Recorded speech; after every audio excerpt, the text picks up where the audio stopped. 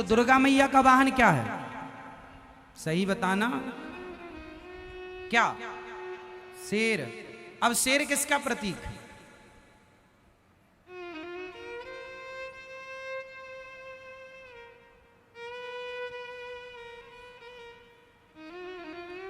शेर सबसे ताकतवर होता है, तो ताकत का प्रतीक आप मान लीजिए किसका? शेर जंगल का राजा है, तो आप ये मान लो कि राजा का प्रतीक है, क्योंकि पहले के राजा महाराजा जो होते थे ना, उनकी गद्दियों में आगे शेर बना होता था। क्या बना होता था? तो शेर या तो आप ताकत का प्रतीक मानो या राजा का प्रतीक मानो, दो मान लो, दोनों सेट होंगे, अभी मैं सेट करूंगा। तो दुर्गा मैया का वाहन क्या है? शेर। अब बताओ दुर्गा मैया शेर पर क्यों बैठी है? क्या मैसेज है आपके लिए, समाज के लोगों के लिए? रोज जय माता दी करके चले आते हो, कुछ सीखते भी हो, मैसेज समझते हो? अभी सावन आया, शंकर जी पे सब दूध चढ़ाएंगे, सब पानी चढ़ाएंगे, ठीक है, लेकिन शंकर जी जो मैसेज दे रहे हैं, क्या उससे आप प्रभावित हैं? क्या वो उतार रहे हैं जीवन में, कि केवल पानी को ही डाल करके अपनी भक्ति पूजा पूरी मान रहे हैं? अभी मैं शंकर जी पर आऊंगा फिर से, पहले दुर्गा जी पर हूं तो बात कर लो। दुर्गा जी का वाहन शेर, शेर प्रतीक है राजा का, बल का, ताकत का। बताओ क्यों बैठी हैं दुर्गा मैया शेर पर? क्या मैसेज है? नहीं, चलो हम बता रहे हैं, भूल मत जाना, सदा याद रखना, सबको बताना, मूर्खों को, जिनको याद नहीं है, जिनको पता नहीं है, जो सनातन धर्म की गहराई को नहीं जानते, जो सनातन धर्म के साइंस को नहीं समझते, मैसेज को नहीं समझ, उन्हें समझाना। ध्यान से सुनो। दुर्गा मैया के हाथ कितने हैं? 9, 10। वाह, यही मैया है, शेर के मुंह में मिठाई चिपका के आ जाती हैं और हाथ गिन के आती हैं 10। 18? क्या 18? हाँ, मैया शेर के मुंह मिठाई चिपकाई थी ना। आप नहीं जाती हो दुर्गा मैया के मंदिर में तो कभी ध्यान नहीं दिया है ना? पंचायत में ध्यान रहा होगा, प्रपंच मंदिर में भी लोग माताएं, अकेली मैया ना मंदिर में नहीं जाती, 2-4 लेके जाती है। पंचायत किससे करेंगे? तुम संग चलो, तुम संग चलो। सबको संग चाहिए। दुर्गा मैया के 8 हाथ हैं, ये क्या मैसेज है? 8 हाथ तब होते हैं जब 4 लोग इकट्ठे होते हैं। और दुर्गा माँ है, माँ कहती है, माँ के 4 बेटे हैं। आप कितने भाई हैं हिंदू लोग? हिंदू कितने भाई हैं? हिंदू 4 भाई हैं, ब्राह्मण, क्षत्रिय, वैश्य, शूद्र। हिंदू 4 भाई हैं, ब्राह्मण, क्षत्रिय, वैश्य, शूद्र। दुर्गा मैया के 8 हाथ हैं। दुर्गा मैया कहती हैं कि तुम चारों जब एक संगठित हो जाओगे तो तुम शेर की सवारी कर लोगे, अर्थात राजा बन के रहोगे। यदि तुम संगठित हो गए तो राजा बन के रहोगे, जंगल के शेर को अपने हिसाब से नचाओगे, राजा बन के रहोगे। लेकिन तुम आज जातवाद में लड़ गए, बिखर गए, और आज तुम पर सैकड़ों वर्ष तक मुगलों ने और अंग्रेजों ने गुलाम बना करके तुम पर राज्य किया, केवल इसलिए कि जातवाद पर तुम बंटते रहे। मैं ब्राह्मण हूं, मैं क्षत्रिय हूं, मैं वैश्य, मैं शूद्र। आपस में लड़ते रहे, फूट डालो शासन करो का नारा अंग्रेज देते रहे। बताओ 200 वर्ष तक लगभग राज्य किया अंग्रेजों ने, शासन किया। बोलो हाँ, बोलो हाँ या ना? किया ना। और अंग्रेजों के पहले मुगलों ने अलग। कब से आप गुलामी झेल रहे हैं? क्यों? क्योंकि आपको लड़ने की आदत है, आपस में लड़ जाते हैं। और दुर्गा मैया क्या मैसेज दे रही हैं? संगठित रहो, 8 हाथ को एक साथ रखो। मेरे 2 हाथ नहीं हैं, 2 हाथ तो कोई भी तोड़ के चला जाएगा, पर 8 हाथ होंगे तो क्या मजाल किसी की कोई इस तरफ देख ले। यदि हिंदू संगठित हो जाता तो अंग्रेजों की और मुगलों की ताकत नहीं थी कि वो भारत पर कब्जा करते। सोने की चिड़िया भारत देश को लूट कर ले गए। क्यों? क्योंकि तुम आपस में लड़ते रहे और अभी भी तुम सुधरे नहीं हो। अभी भी लड़ाई भारत में आपस की चल ही रही है। ब्राह्मण की, क्षत्रिय की, वैश्य की आपस में लड़ो। छुआछूत, ऊंच नीच, जातवाद का जहर अभी भी घुला है। सबको गले क्यों नहीं लगाते आप? सबसे भाईचारा क्यों नहीं रखते आप? क्यों आपस में भाई हिंदू, ब्राह्मण, क्षत्रिय, वैश्य, शूद्र आपस में तुम लड़ते हो? एक संगठित हो जाओ। आज हिंदुओं के गांव क्रिश्चियनों ने क्रिश्चियनों में कन्वर्ट कर दिया। क्यों? क्योंकि आप में एकता नहीं है, क्योंकि आपको कभी अपने धर्म के लिए कोई समय नहीं है। लाखों हिंदू कन्वर्ट होके अन्य धर्मों में चले गए। क्यों?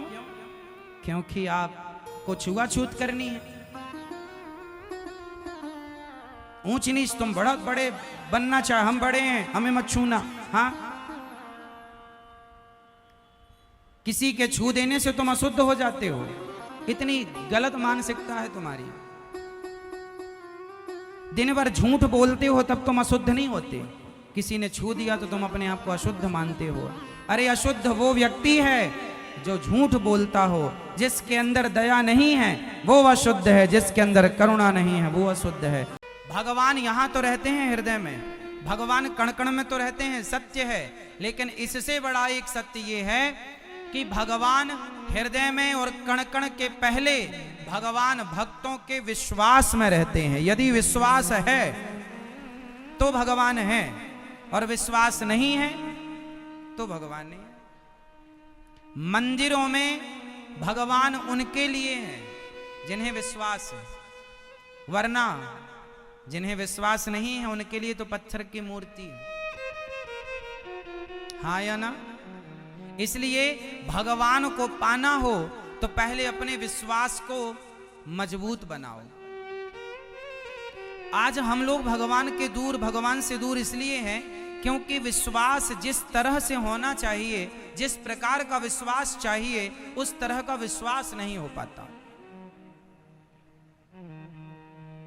विश्वास मंत्र जाप मम दृढ़ विश्वासा, चाहिए विश्वास, विश्वासो ही फलदायक, पर होता नहीं।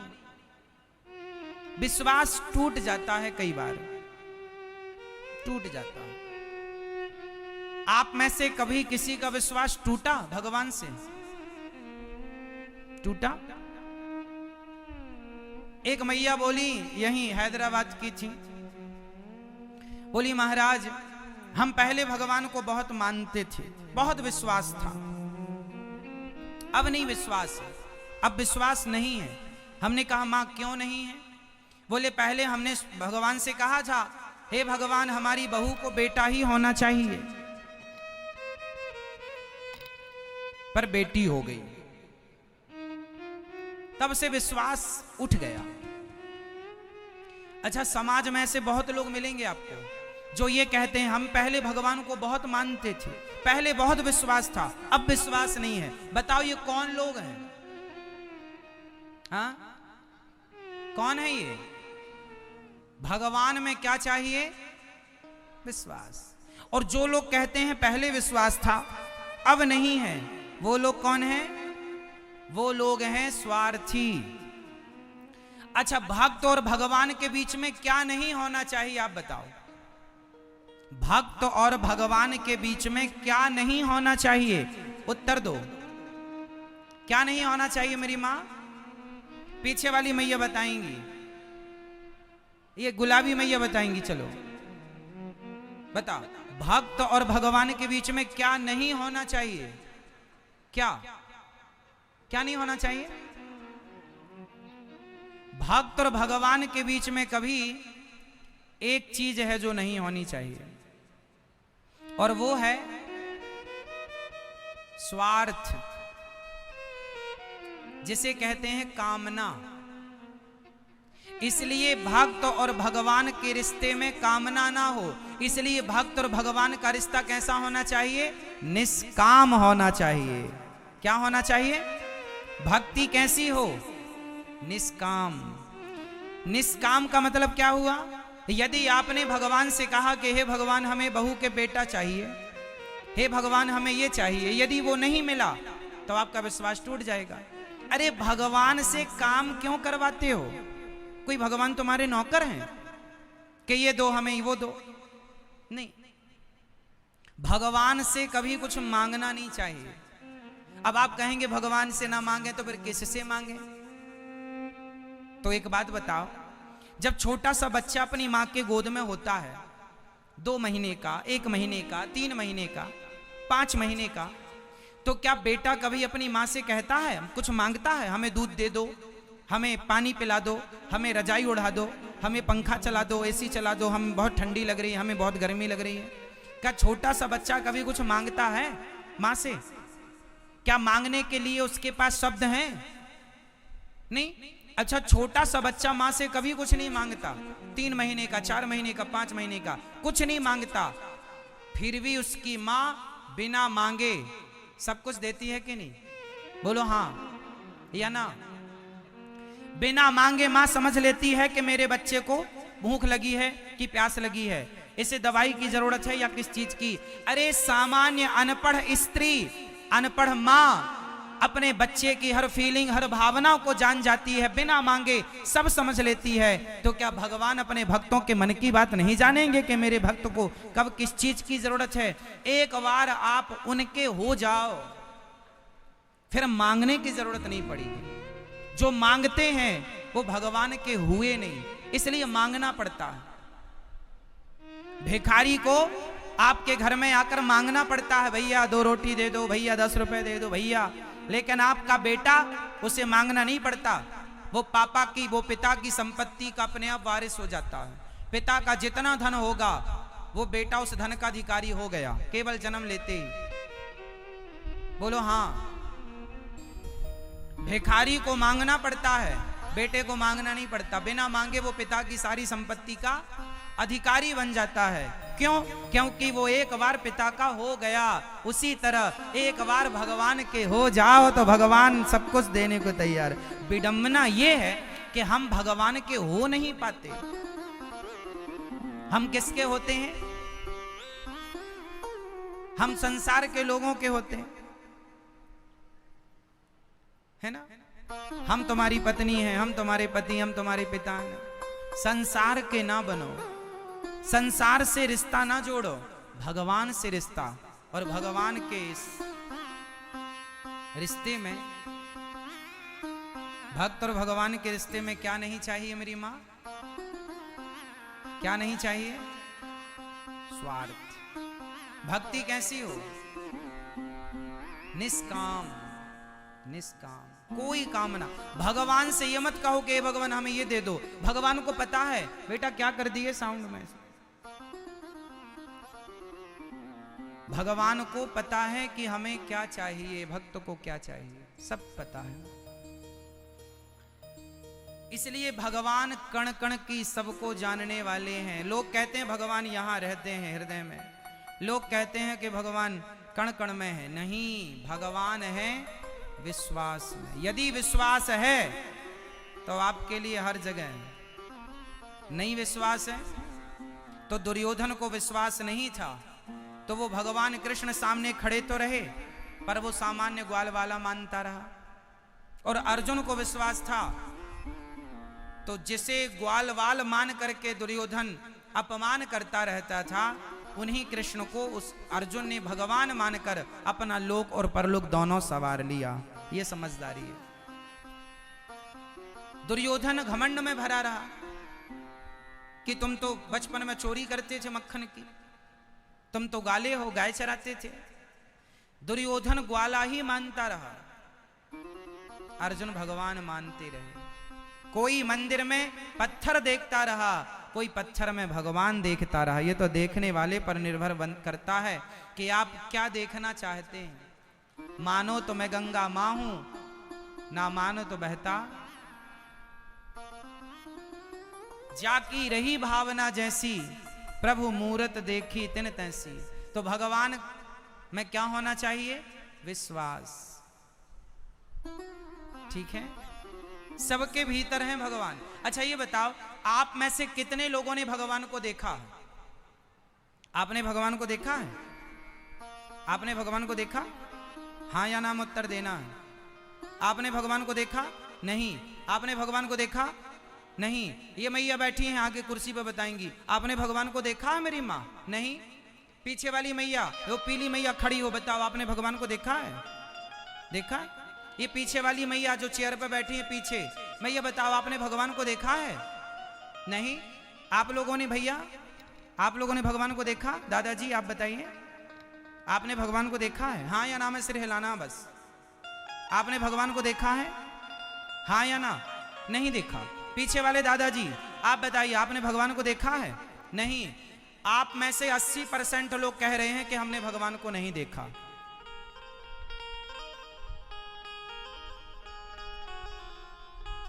अच्छा ये बताओ, जो लोग कह रहे हैं कि हमने भगवान को नहीं देखा, मैं उनसे सवाल पूछ रहा हूं, बताओ आप मंदिर कभी गए हैं कि नहीं गए हैं? तो बताओ फिर मंदिर किसे देखने गए थे? किसे देखने गए थे? भगवान को। अभी तो आप कह रहे हैं हमने भगवान को नहीं देखा।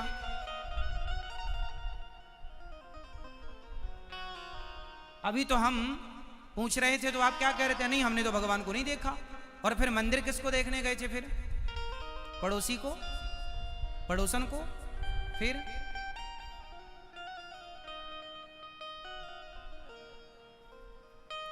मंदिर गए थे, भगवान को देखा था, पर कोई पूछेगा कि भगवान को देखा? नहीं हमने तो नहीं देखा। आप में से कितने लोग हैं जो हफ्ता 15 दिन में मंदिर जाते रहते हैं? कुछ लोग तो रोज जाने वाले होंगे, कुछ हफ्ता 15 दिन में, महीने में तो जाते ही होंगे। जाते हो ना? तो किसे देखने गए थे ये तो कंफर्म कराओ। भगवान। तो अभी तो कह रहे हो कि नहीं देखा। सॉरी बोलो फटाफट। इसका अर्थ ये हुआ कि आप कहेंगे महाराज जी वो तो पत्थर की मूर्ति है, वो थोड़ी भगवान है। आपने पूछा कि क्या भगवान को देखा है, तो वो तो मूर्ति है, हमने तो मूर्ति देखी ना। साहब मूर्ति नहीं है, वो मूर्ति नहीं है। आपके घर में गोपाल जी तो होंगे छोटे से, वो गोपाल जी कोई अष्ट धातु नहीं है, वो धातु नहीं है, वो भगवान है। गंगा पानी नहीं है, गंगा हमारी मां है। गाय पशु नहीं है, गाय हमारी मां है। पीपल पेड़, तुलसी पौधा वृक्ष पेड़ नहीं है, वो हमारी आस्था में हमारी तुलसी माता है। एकादशी जब आती है बड़ी तो तुलसी विवाह भगवान के साथ होता है। तो अब आप कहेंगे महाराज जी पत्थर को आप कह रहे हैं, चलो मैं एक छोटा सा एग्जाम्पल आपको दूं, फिर मैं आपसे बात करूंगा। ये बताओ मां और बेटे के बीच में जो प्रेम होता है, बताओ मां और बेटे के बीच में प्रेम होता है या नहीं? कौन कौन सहमत हैं? सहमत हैं? मां और बेटे के बीच में जो प्यार है, जो प्रेम है, क्या आज तक किसी ने उस प्रेम को देखा? क्या मां का प्रेम दिखाई पड़ता है? जोर से। अरे मां बच्चे को 2 थप्पड़ मारती है कस के, कहां चला गया था? मां बेटे से प्रेम करती है।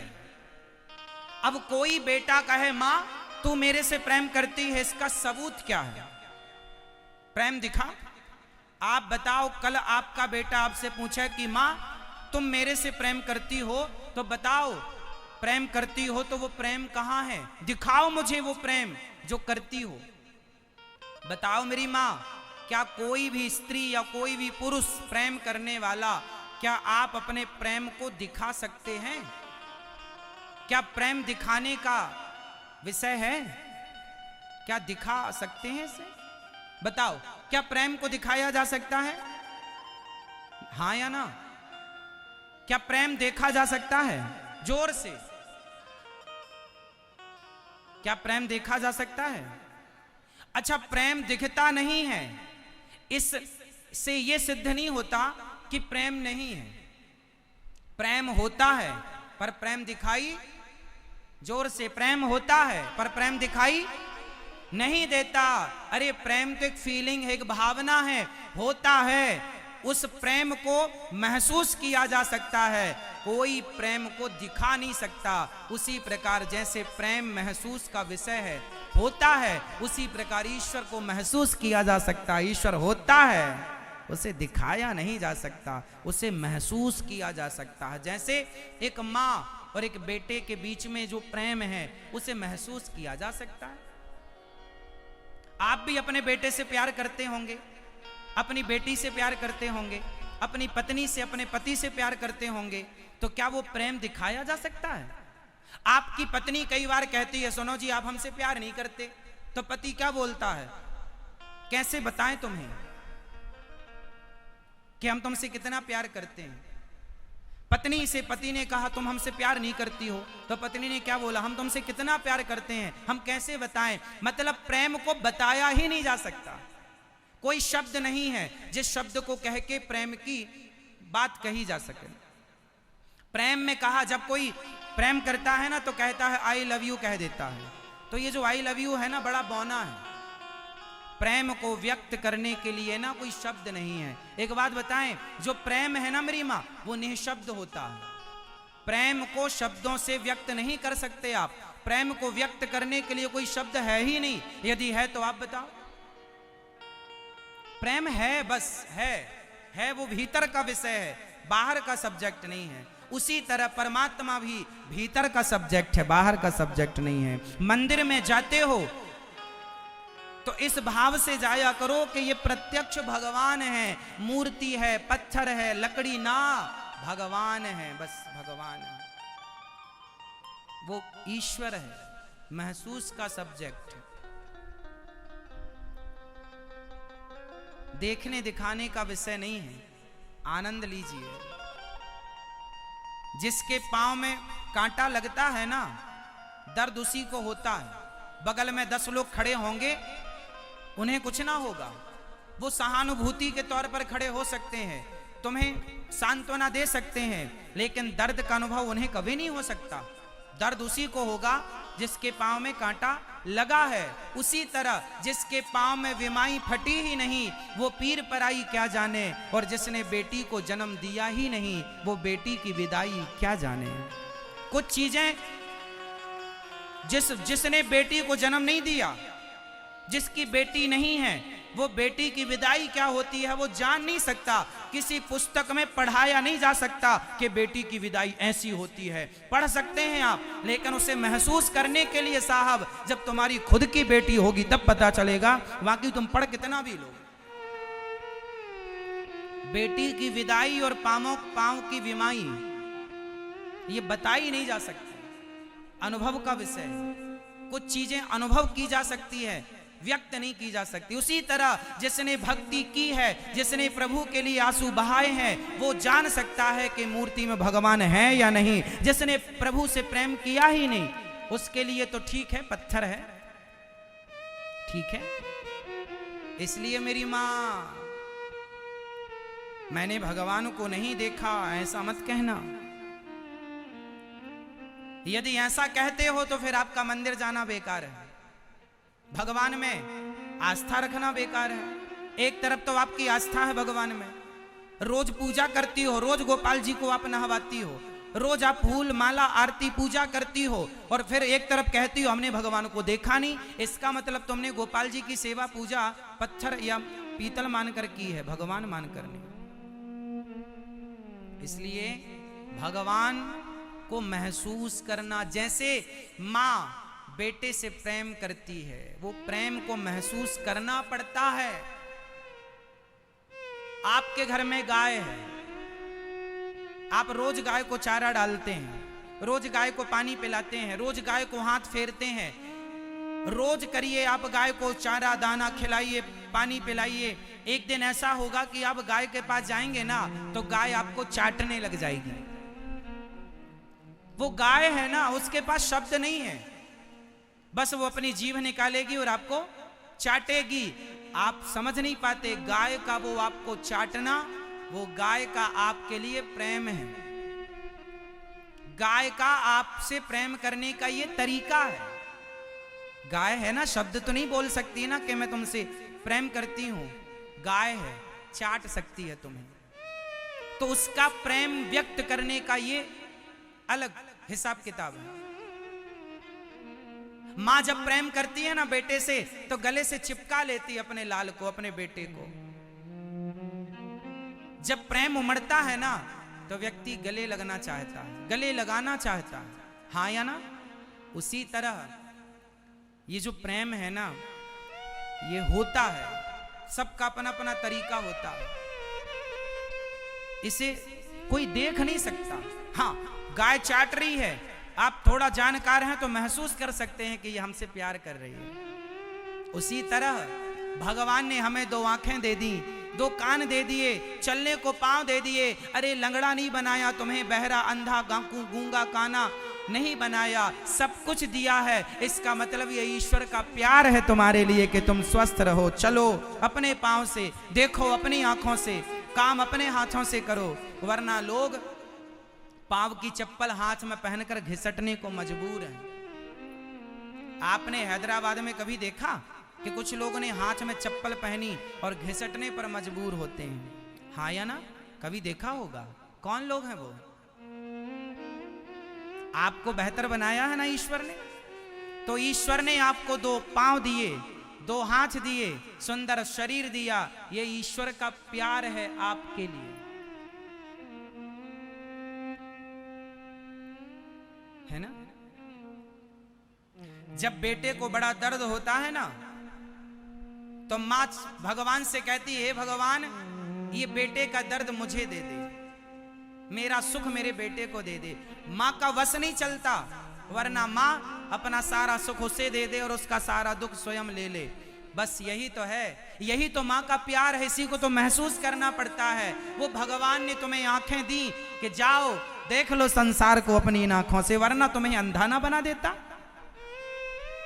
दे दिया पांव, जाओ घूम लो संसार को, इतना प्यार दिया तुमको, प्यार के तौर पर पांव दिए, वरना लंगड़ा ना बना देता।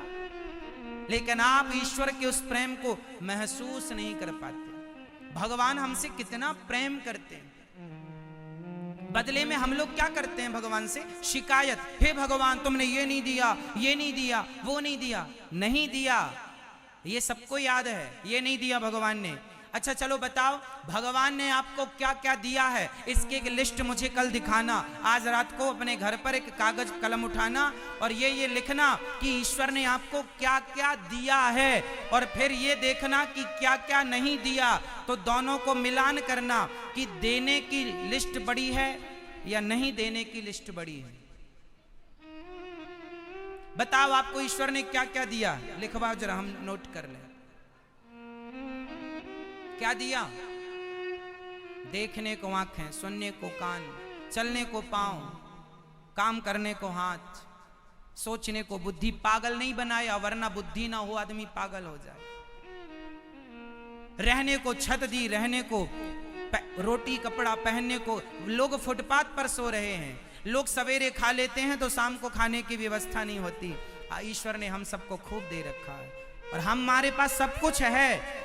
लिस्ट बनाना आज जरूर कि ईश्वर ने हमें क्या क्या दिया है, और जब बन जाए लिस्ट तो फिर ईश्वर का धन्यवाद देना। ईश्वर का क्या करेंगे? क्या करोगे मेरी मां? एक सज्जन मेरे से बोला, मेरा पड़ोसी 10,000 के जूते पहनता है महाराज जी, और हमारे पास फटी चप्पल है। हमने कहा, भाई उन्हें मत देखा कर जिनके पास 10,000 के जूते हैं, अरे उन्हें देखा कर जिनके पास जूते पहनने को पांव भी उनसे तो बेहतर हो आप।